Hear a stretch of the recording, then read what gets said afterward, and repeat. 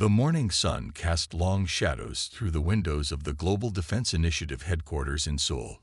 Kim Ta-jin sipped his coffee, reviewing the daily satellite reports when his computer screen flickered. At first, he thought it was a simple malfunction, but then every screen in the command center began displaying the same message in perfect universal standard English. The message repeated itself across all communication channels worldwide. To the governing bodies of Earth, the Galactic Council demands your immediate and unconditional surrender. Resistance is inadvisable. Ta-jin's hands trembled as he reached for his secure phone. As South Korea's chief of space operations, he had prepared for many scenarios, but nothing like this. Within minutes, the building burst into frantic activity. Officers rushed between stations, checking and double-checking their instruments. The signal was coming from everywhere and nowhere at once, bypassing Earth's most sophisticated security measures as if they didn't exist. In orbit, the International Space Station reported massive objects emerging from what appeared to be tiers in space itself. The vessels dwarfed anything humans had ever built, each one larger than a small city. Their surfaces gleamed with an otherworldly metal that seemed to absorb light rather than reflect it. Admiral Park Ji-won arrived at the Emergency Command Center 2 hours later, his uniform perfectly pressed despite the chaos. He had just finished a video conference with military leaders from 20 nations. "Status report," he demanded, his voice steady despite the gravity of the situation. "Sir, we've counted 15 vessels in high orbit," Ta-jin reported, pointing to the massive display screen. "They've made no aggressive moves, but they've positioned themselves over major population centers. The Chinese and Americans are monitoring similar formations over their territories." The aliens' next broadcast came through every device capable of receiving the signal, from military-grade communications arrays to civilian smartphones. A figure appeared on the screens, humanoid but clearly not human. High Counselor Lee Do-hyun, as the being identified itself, had silvery skin that rippled like mercury and eyes that seemed to hold galaxies within them. "People of Earth," the alien spoke, its words perfectly translated into every human language simultaneously. "We are the Galactic Council, guardians of civilized space, for the past 50,000 years. We have watched your development with great interest. Your potential is remarkable, but your violence and disorder cannot be permitted to spread beyond your world." The message continued as military leaders worldwide scrambled to assess their options. Do-hyun's voice remained eerily pleasant as it detailed the benefits of surrender, advanced technology, medical breakthroughs, an end to poverty and disease. But beneath the promises lay an unmistakable threat. In Washington, Moscow, Beijing, and every other capital, leaders received detailed data packages showing the Council's military capabilities. The message was clear: resistance would be futile and devastating. Yet something about the aliens' approach bothered Ta-jin. He noticed patterns in their behavior that seemed off. Despite their overwhelming technological superiority, they appeared anxious to secure a quick surrender. Their ships, while impressive, maintained defensive positions, and their message, for all its authority, carried a hint of urgency that suggested something more than simple benevolence. "Sir," Ta-jin addressed Admiral Park, who was reviewing deployment options with his staff, "I believe they're afraid of us." The Admiral turned, raising an eyebrow. "Afraid? With their level of technology? Look at their positioning, their message, the speed of their approach. They're not acting like an overwhelming force confident in its superiority. They're acting like someone trying to stop a potential threat before it fully emerges." Before Park could respond, another officer burst into the room. "Sir, we're detecting massive energy signatures from the alien vessels. They're powering up something." But instead of weapons, the ships projected massive holographic displays visible from the ground. They showed scenes of peaceful worlds, advanced cities, and species living in harmony under Council rule. It was a sophisticated propaganda display, but to trained military eyes, it revealed something crucial. The Council was trying very hard to avoid actual conflict. Admiral Park shared a knowing look with Ta Jin. "Get me a secure line to the Joint Chiefs," he ordered. "I think we just found our first advantage in this confrontation." As the day progressed, more subtle details emerged. The Council ships, while enormous, carefully avoided any maneuvers that might be interpreted as aggressive. Their communications, though firm, consistently emphasized peaceful submission rather than threats of force.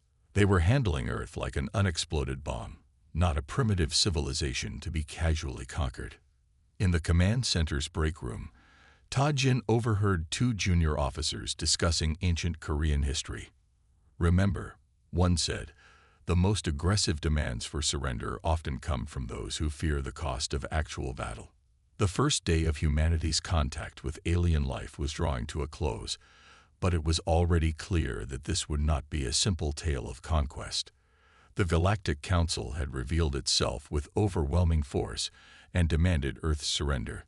But in doing so, they had shown their hand and their fear. Humanity might be outgunned and outmatched in technology, but they had already discovered their first crucial advantage: the Council's mysterious reluctance to engage in actual conflict. As night fell over Seoul, Ta Jin watched the alien ships glowing in the darkness above. Tomorrow, Earth would have to answer the Council's demand. But now they knew they weren't just facing an invincible force. They were facing an adversary that, for some reason, desperately wanted to avoid a fight. And in that fear lay humanity's hope. The Council's assessment team's shuttle descended through Earth's atmosphere with graceful precision, landing at the specially prepared site outside Geneva. Commander Kang Hairi stood at the shuttle's viewport, her metallic skin shimmering with barely concealed disdain as she observed the welcoming committee below. After 50 years of evaluating primitive worlds, she expected this to be a routine assessment. Earth would be categorized, classified, and quietly absorbed into the Council's empire. The moment she stepped onto Earth's soil, her body's sensors began sending alarming readings. The gravity was crushing by Council standards, the atmospheric pressure intense, and the oxygen levels nearly toxic. Yet the humans moved about with casual ease, their bodies somehow adapted to these brutal conditions. Choi Min-ho, Earth's chief negotiator, approached with a warm smile that contrasted sharply with Hairi's rigid formality. "Welcome to Earth, Commander. We've prepared a comprehensive tour of our key facilities." The first stop was a quantum computing center in Switzerland. Hairi's team had expected to find primitive binary systems. Instead, they witnessed humans manipulating quantum states with an intuitive understanding that rivaled the Council's best scientists. One of her analysts, visibly disturbed, began frantically documenting everything. "Impossible," muttered Hairi as she watched a human programmer casually debug a quantum algorithm. "Your species only discovered electricity 3 centuries ago." Min-ho maintained his diplomatic smile. "We adapt quickly when motivated." The next revelation came at the ITER fusion facility. The Council had assumed Earth's power generation relied entirely on fossil fuels and basic fission. The sight of a working fusion reactor, albeit experimental, sent ripples of concern through the assessment team. Humans had accomplished in decades what took other species centuries. But it was the visit to the Olympic Training Center that truly shook the aliens' confidence. They watched in stunned silence as gymnasts defied gravity. Swimmers cut through water faster than their species could move through air, and weightlifters handled masses that would crush most Council races. "Your bodies," Hairi finally said, her composure cracking slightly. "They shouldn't be capable of this." "Evolution on a high-gravity world has its advantages," Min-ho replied casually. "Would you like to see our combat sports next?" The color drained from Hairi's metallic skin. "That won't be necessary." Throughout the day, the assessment team's reports to the Council grew increasingly urgent.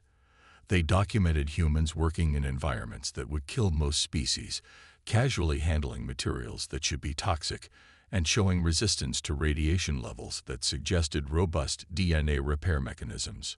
During a brief break, Min-ho overheard one of the alien analysts whispering to Hairi, "Commander, they're not just surviving on a death world. They're thriving. And their rate of technological advancement, it's unprecedented. Hyri's response was barely audible. The Council must know everything. This changes the calculations significantly. The final stop was a military research facility where humans demonstrated their latest advancements in artificial intelligence and robotics. The assessment team watched as robots, controlled by human operators, performed complex tasks in environments that would instantly kill organic beings. You understand, Minho said quietly to Hyri, that everything we've shown you today is merely what we've chosen to reveal. The commander's response was telling in its silence. Her species communicated through subtle color changes in their skin, and right now, she was displaying patterns that translated to extreme distress. As the assessment team prepared to return to their shuttle, Hyri pulled Minho aside. "Your species," she began, choosing her words carefully, "is unlike any we've encountered. The Council's standard protocols may need revision." Minho nodded politely. "We look forward to further discussions. Perhaps next time, you could tell us more about these protocols." The shuttle lifted off into the darkening sky, leaving behind a changed situation. The humans had revealed enough to worry the Council, but not enough to show their full capabilities. It was a delicate balance, carefully calculated to make the aliens reconsider their approach. In his office later that night, Minho reviewed the day's recordings. The aliens' reactions told him everything he needed to know. The Council had expected to find savages playing with simple tools. Instead, they had found a species that had mastered their harsh world and was rapidly advancing toward the stars. The next morning's report from orbital monitoring stations showed the Council's ships had adjusted their positions, moving to a slightly higher orbit. It was a small change, but a telling one. They were no longer positioning themselves as overlords preparing to accept a surrender. They were taking defensive positions. The assessment had changed everything. Now the real negotiations could begin, and humanity had just shown they were holding better cards than anyone had expected. The holographic projection of Counselor Yoon Sung-ki filled the United Nations General Assembly Hall, his metallic form towering over the gathered representatives of Earth. His voice carried none of the diplomatic pleasantries from previous communications. "The Council's patience has limits. You have 48 hours to submit to our authority, or face extinction." The chamber erupted into chaos as the projection vanished. Delegates shouted in multiple languages, some demanding immediate surrender, others calling for resistance. Through it all, General Han Jae-yun sat quietly, her weathered face showing no reaction to the threat that had just been delivered to humanity. When she finally stood to address the assembly, the room fell silent. Jae-yun had earned her position not through politics, but through decades of military excellence. She moved to the podium with the measured pace of someone who had planned for this moment. "Distinguished representatives," she began, her voice calm but firm. "The Council believes they have given us an ultimatum. In reality, they have given us exactly what we needed, confirmation of their fear." She pressed a button, and the room's displays lit up with tactical data. Operation Phoenix wasn't created in response to their arrival. We've been preparing for this possibility for years.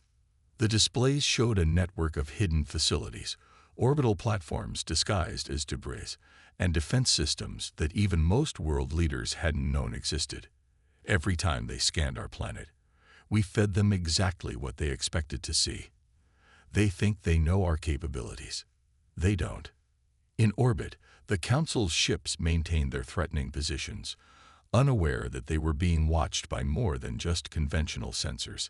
Hidden beneath the surface of the moon, automated factories had been mass-producing weapons designed specifically to exploit weaknesses in alien technology that Earth's scientists had theorized might exist. "The Council's ultimatum tells us 3 things," Jae-yun continued. "First, their assessment team was rattled by what they saw. Second, they're operating on a timeline we don't yet understand. And third, they're afraid of what we might become if left unchecked." She gestured to a new set of images showing the Council ship's energy patterns. Their vessels haven't moved to optimal attack positions. They're positioned for rapid retreat. These aren't the actions of an overwhelming force. These are the actions of a power trying to bluff its way to victory. In the back of the chamber, the Chinese representative raised a hand. And if it's not a bluff, if they can actually destroy us? Jia Yun's response was immediate. Then humanity dies on its feet, not on its knees. She pressed another button, and the displays showed a new set of data. But that's not going to happen, because while they've been trying to intimidate us, we've been analyzing every signal, every movement, every particle of energy their ships emit. The technical details scrolled across the screens, radiation signatures that suggested their weapons had limited firing rates, energy patterns that hinted at shield vulnerabilities, and communication protocols that could potentially be disrupted. Operation Phoenix has 3 phases, Jia Yun explained. First, we show them we're not as helpless as they think. Second, we demonstrate that any attack on Earth will cost them dearly.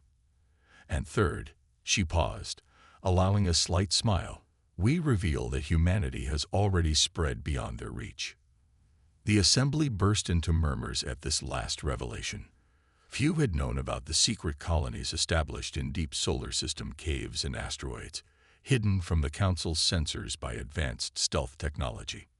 We have 48 hours, Jia Yun concluded, not to prepare our surrender, but to launch the most important military operation in human history.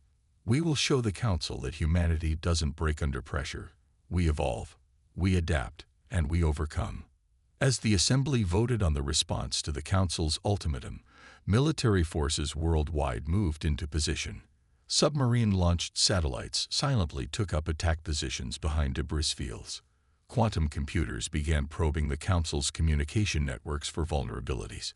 And deep beneath the Earth's surface, weapons that had been designed in secret began powering up. In her private office after the session, Jia Yun received a message from her lunar command. The automated factories had completed their production run. Thousands of autonomous combat units were ready for deployment, each one designed to exploit the weaknesses they had detected in Council technology. Send the response, she ordered her communications officer. Moments later, a simple message was transmitted to the Council ships. Humanity declined your offer. We suggest you reconsider yours. The countdown to humanity's greatest test had begun. In 48 hours, the galaxy would learn whether the Council's fear of human potential was justified. As Jia Yun watched the final preparations through her command screens, she knew that win or lose, humanity would show the galaxy exactly what they were capable of. Operation Phoenix was no longer just a contingency plan. It was humanity's declaration of independence to the stars. Bright flashes illuminated Earth's orbit as the Council's first attack wave emerged from hyperspace. Their formation was perfect, a testament to thousands of years of military doctrine. But they had never encountered anything like what awaited them.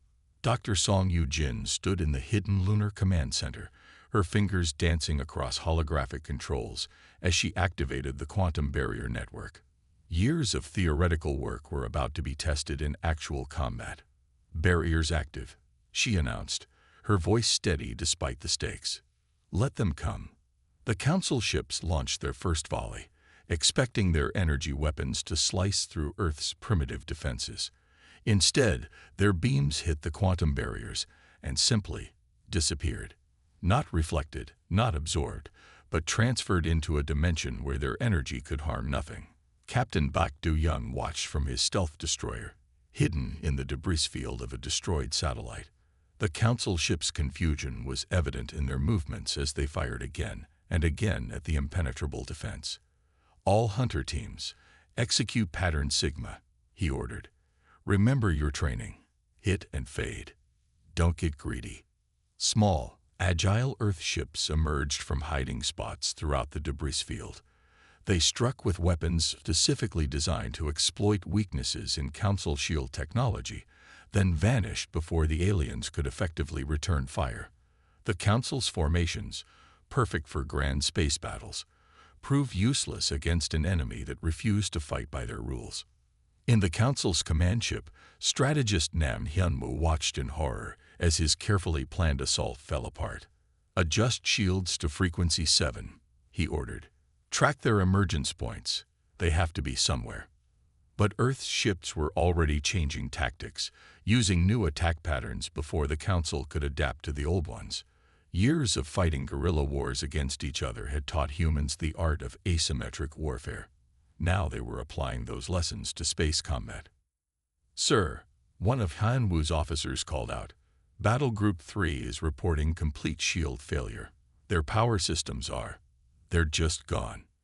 Yujin's quantum technology wasn't just defending Earth. It was selectively removing specific energy patterns from reality. Council ships found their power cores suddenly depleted, their weapon systems disconnected from their energy sources. It was like fighting an enemy who could rewrite the laws of physics. Min Jae allowed herself a small smile. "Because you saw what you expected to see.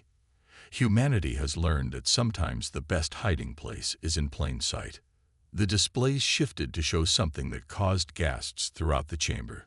Human colonies, already established on distant moons and asteroids, completely invisible to Council sensors. "While you watched our cities," Min Jae continued, "we were already spreading among the stars." An older Council member stood, his skin flickering with patterns of outrage. "This is a violation of Council law. Unregistered colonies. Laws that were never agreed to by Earth." Min Jae interrupted smoothly. "We are not here to submit to your authority. We are here to negotiate our place among you." The chamber erupted in angry discussion until Da-hyun raised his hand for silence. "Let us hear the human proposal," he said, his voice carrying the weight of his position despite his youth. Min Jae activated the next section of her presentation. "Earth proposes a fundamental restructuring of the Council itself. We don't seek merely membership, we seek partnership. Our achievements prove we've earned it." The displays showed human innovations that had taken paths the Council had never considered. Where they had pursued energy efficiency, humans had mastered energy abundance. Where they had sought perfect order, humans had harnessed chaos theory for technological advancement. "Your recent military engagement with Earth demonstrated something crucial," Min Jae continued. "You fight wars of position and power. We fight wars of adaptation and innovation. Imagine what we could achieve together instead of against each other." Da-hyun's eyes widened as he understood the implications. "You're not just refusing to surrender," he said. "You're proposing to help us evolve." "Precisely." Min Jae brought up the final displays. Plans for joint Human Council research projects, collaborative defense initiatives, and cultural exchange programs. "Earth doesn't want to submit to the Council. We want to help transform it." The chamber fell silent as the implications sank in. Humans hadn't just survived on their death world. They had turned its harsh conditions into advantages that the Council species had never imagined possible. "Your species is barely 1,000 years into its technological age," another Council member protested. "The arrogance is matched by our achievements," Min Jae cut in. "How many of your ships survived their encounter with our defensive systems? Systems we developed in secret while you thought us primitive." Da-hyun stood, his decision made. "I move to consider the human proposal seriously. Our own investigations show their rate of advancement is unprecedented. Perhaps it's time for the Council to change." Min Jae watched as the chamber divided into heated discussions. She had planted the seeds of doubt in their certainty and hope in their fears. Earth wasn't asking for admission to their old order. They were offering to help create a new one. "Professor Ko," Da-hyun approached her as the session recessed. "Your presentation was illuminating, but surely you haven't shown us everything." Min Jae's expression remained carefully neutral. "Council member Iam, if there's one thing you should understand about humans, it's that we always keep a few surprises in reserve. It's how we've survived this long." As she left the chamber, Min Jae could feel the old order crumbling behind her. Earth had taken the Council's ultimatum and turned it into an opportunity. They hadn't just avoided surrender. They had changed the game entirely. Back on her ship, she sent a simple message to Earth Command. Seeds planted. The Council is beginning to understand that they can either evolve with us or be left behind. The response came quickly. Well done, Professor. Phase 2 begins at your signal. Min-Jae smiled as she looked out at the Council station. They had no idea that this was just the beginning of humanity's plan to reshape the galaxy.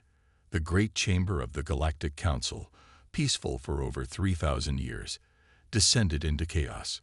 Councillor Ryu Suhyun stood at the central podium, his silver skin rippling with patterns of determination as he faced down his opponents.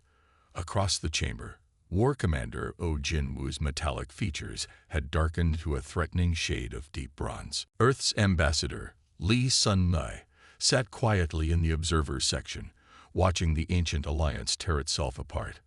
Her presence, though silent, served as the catalyst for the greatest political crisis the Council had ever faced. The humans have demonstrated not just resistance, but innovation beyond our predictions, Ryu argued, his voice carrying across the chamber. Their quantum barrier technology alone proves they're capable of insights our scientists never imagined.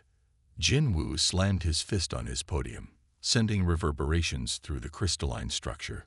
Which is precisely why they must be subdued now. Every day we delay gives them more time to develop weapons that could threaten the entire Council.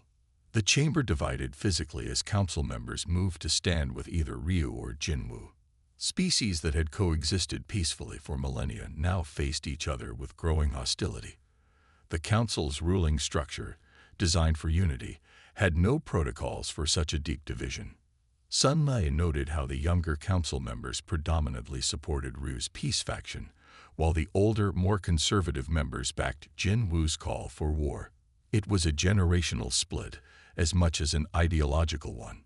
Look at our own history, Ryu continued, activating the chamber's holographic displays.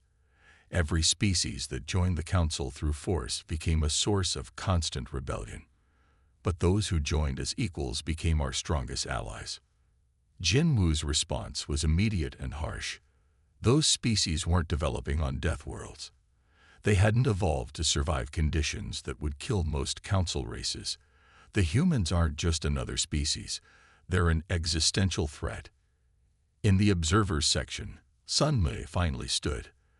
Though she had no speaking rights in the chamber, her movement drew all eyes.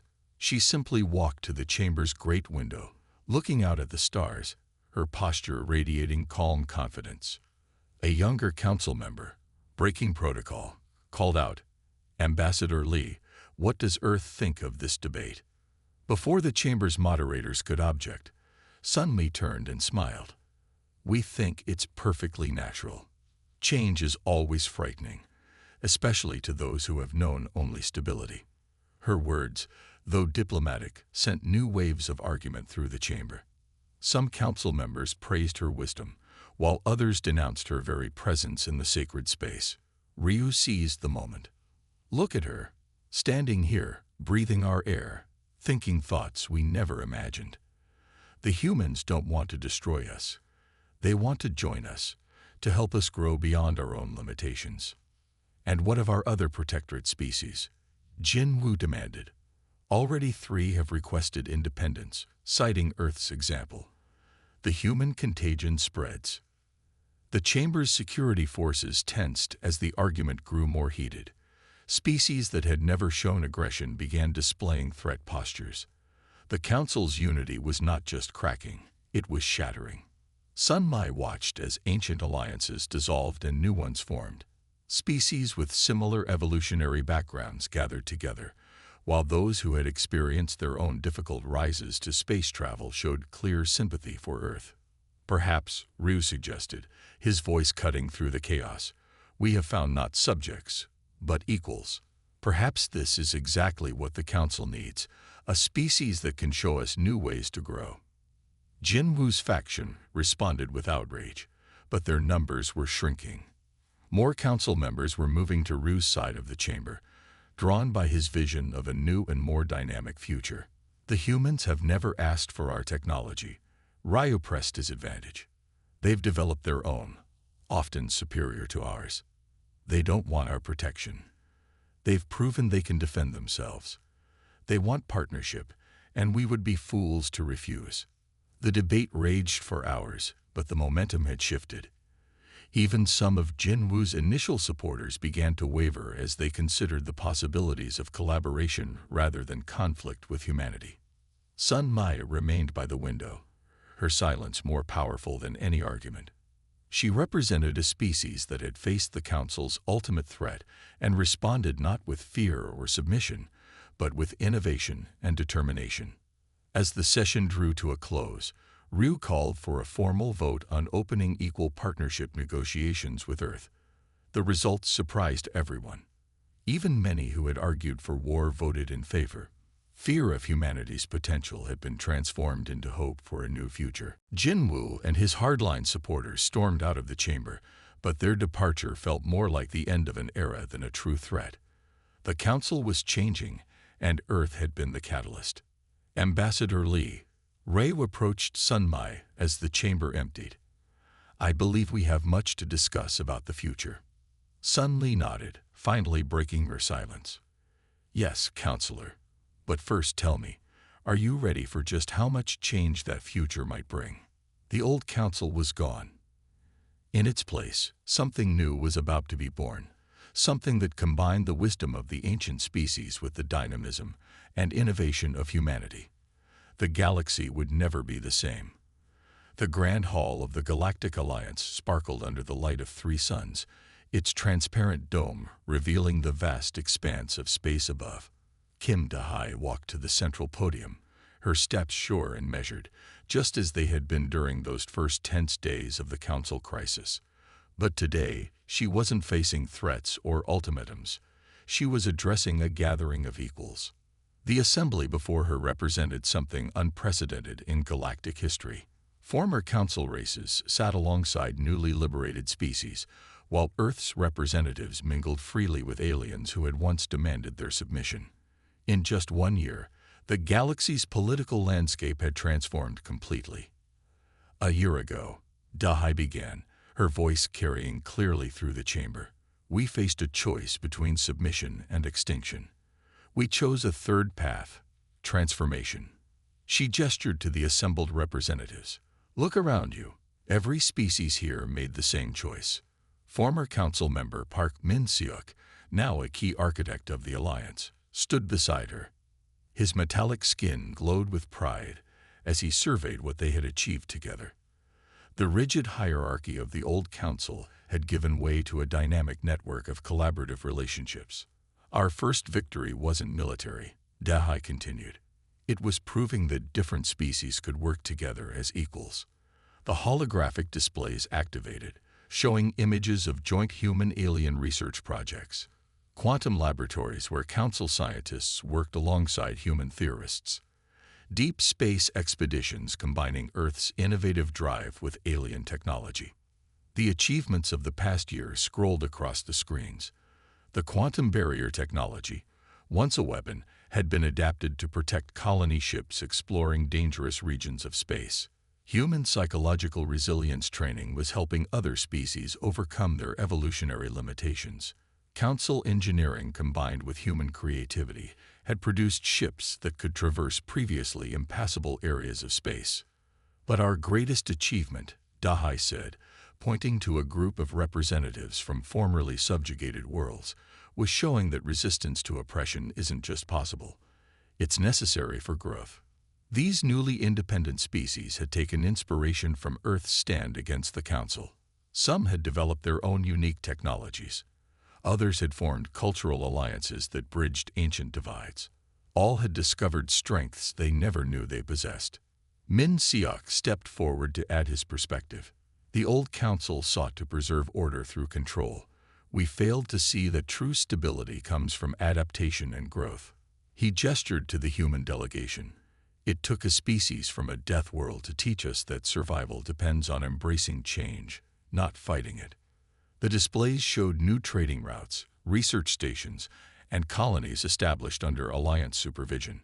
Unlike the Council's rigid expansion, these developments followed organic patterns of growth and cooperation. Species that had once been forbidden to contact each other were now engaging in cultural and technological exchanges. "We didn't just save Earth," Dahai declared, her voice filled with quiet pride. "We saved the galaxy from stagnation. Every species here has grown stronger through cooperation than they ever were through submission." The evidence was undeniable.